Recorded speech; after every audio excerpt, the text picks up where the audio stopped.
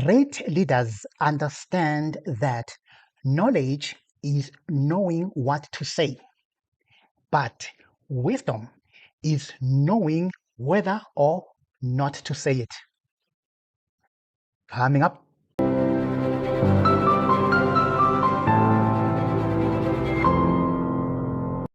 Julius Malema has once again sparked a debate on social media and abroad after singing his controversial song Kill the Boer, Kill the Farmer on Human Rights Day.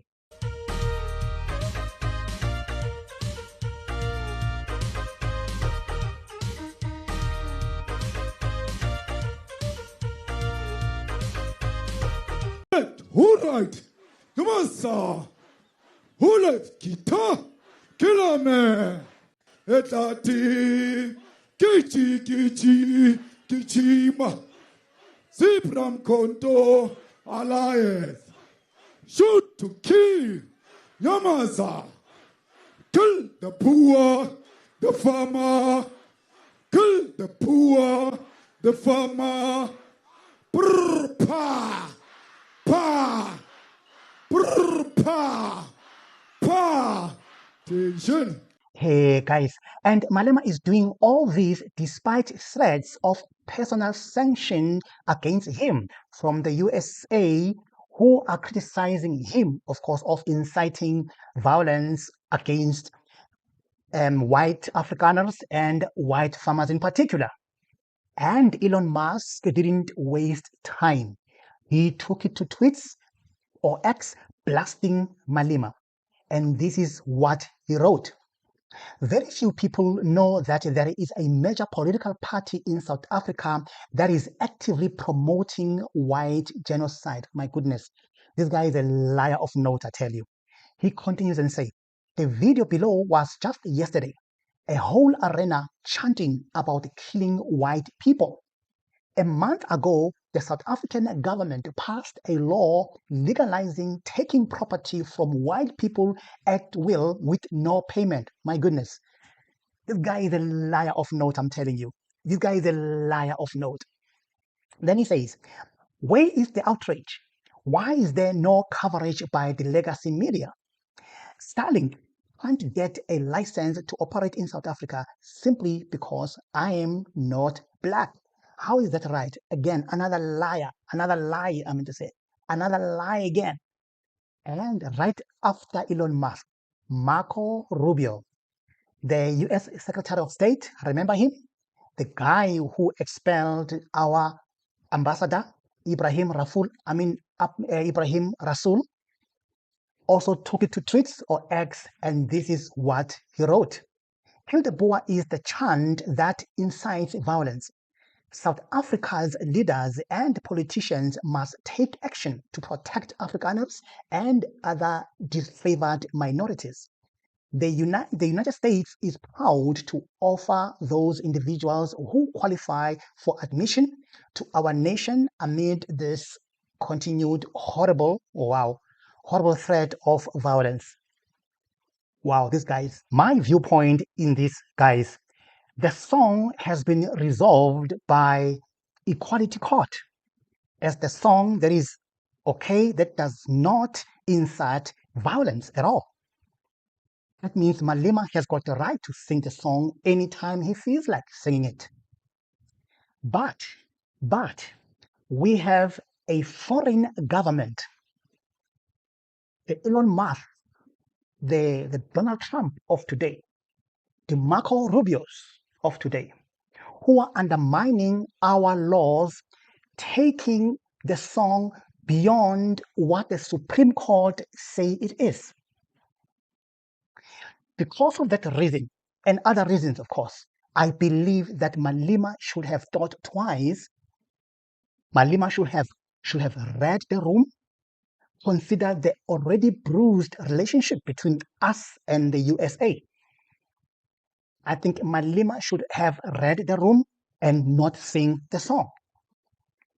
Besides, another point of mine is this. Fine, Malema, you've got the right to sing the song. You've given the right to sing the song. Looking at the country where it is right now and looking at the EFF where it is right now, how does the song benefit the youth of South Africa and EFF in particular going forward?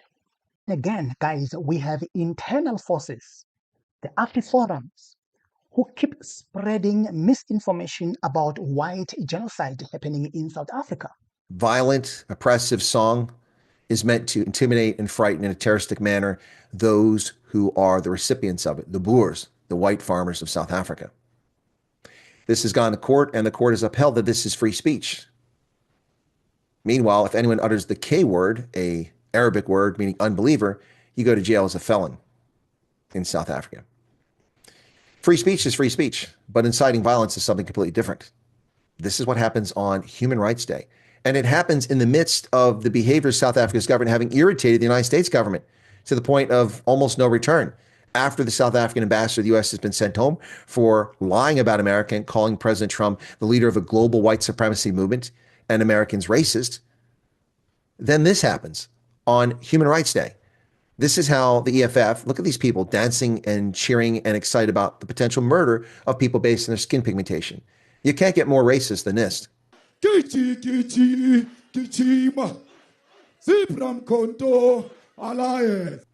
Really? Really?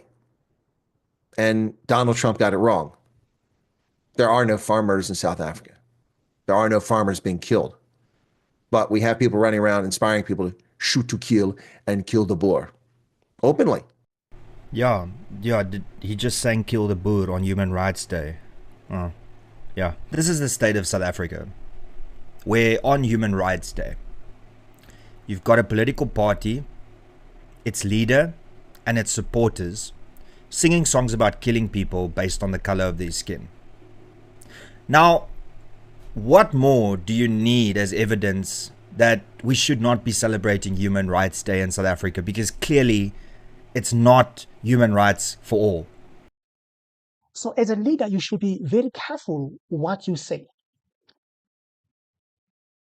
You should be careful of saying something that your enemy can use against you, as they have already started, right? Attacking Malema and saying, you see, you South Africans, you were saying there's no genocide, but listen to this.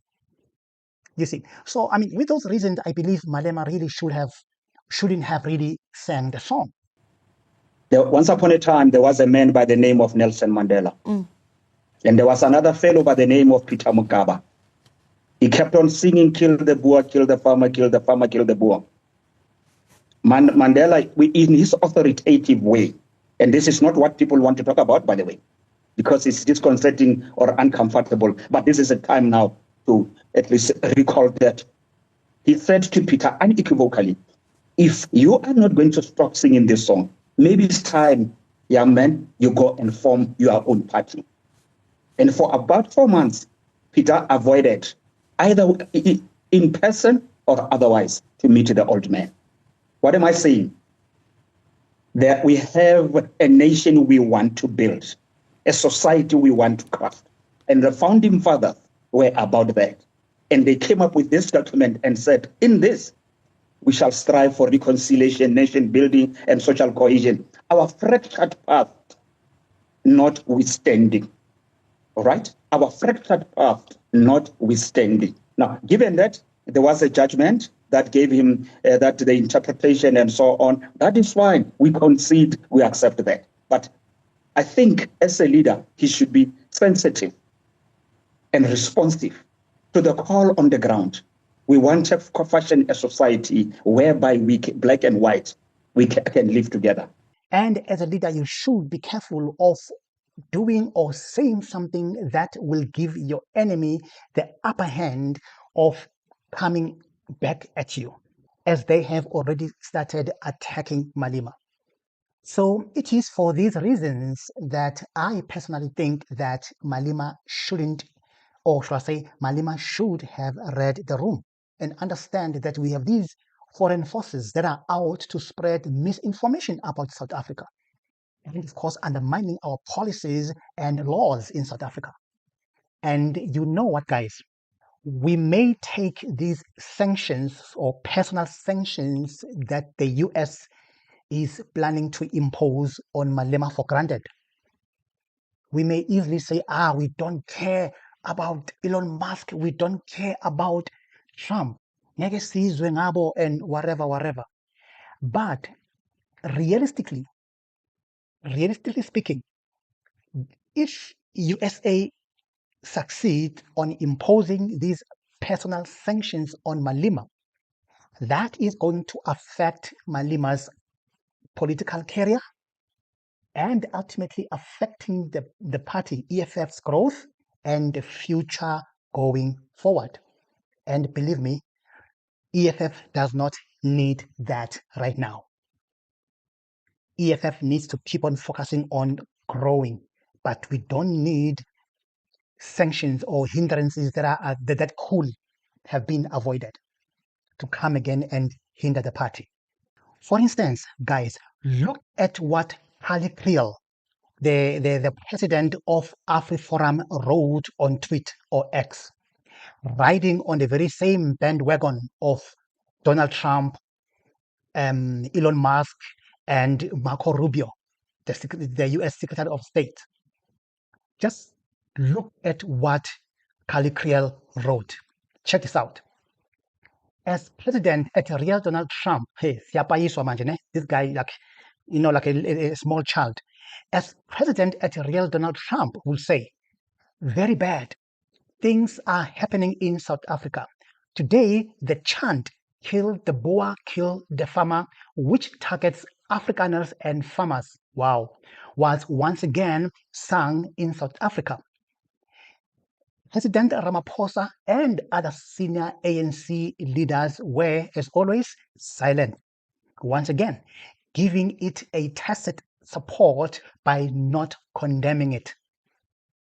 Ironically, this happened today, a day officially recognized as a Human Rights Day in South Africa. And look who he tagged at Joel Pollak. You remember, guys, Joel Pollak? And of course, the Secretary of State, Marco Rubio. Do you see what this guy is doing? So this is exactly what I'm talking about, that Malema should have indeed read the room. Not to give the enemy the upper hand or a handle to come back at us and say things like this, or continue spreading misinformation about South Africa and the white genocide. That never existed, that never happened. What do you think? Let me hear your comment below. And of course, if you're coming for the first time, don't forget to like, share, and subscribe.